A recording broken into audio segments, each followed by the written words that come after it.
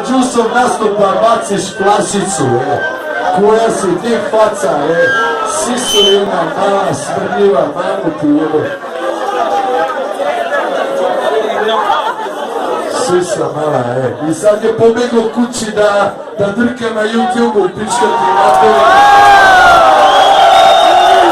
Pičko jedna, smrljiva, mala, nikad nećeš biti niko i ništa, bre, mamu ti jebe, bre, usta.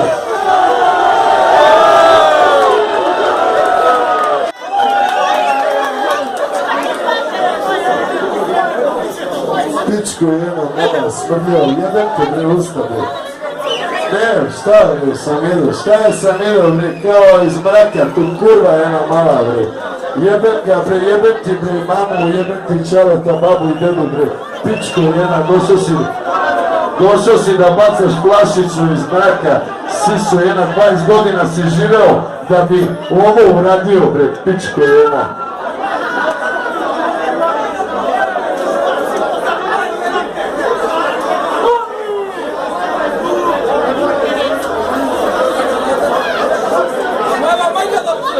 Aj sad ovako, brate, pošto malo je prošlo, aj stavimo na sjavi, ljudi isto, brate. Nema, brate, on je već kući.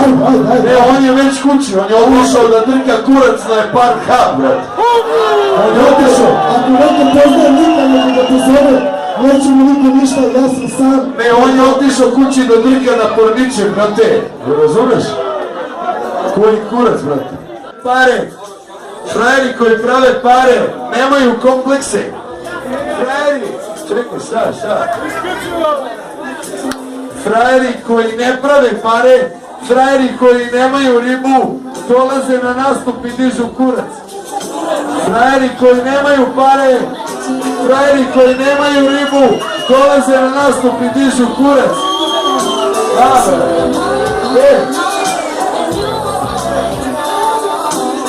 A sada, da vam kažem, evo ova strana kluba neka baci na tamo, brate. Zato što je tamo neka, nemoj, brate, zato što je neka šaka ljudi, brate, dizala kurac, brate, zato što im je to bilo sve u životu. Nema problema, hvala momci.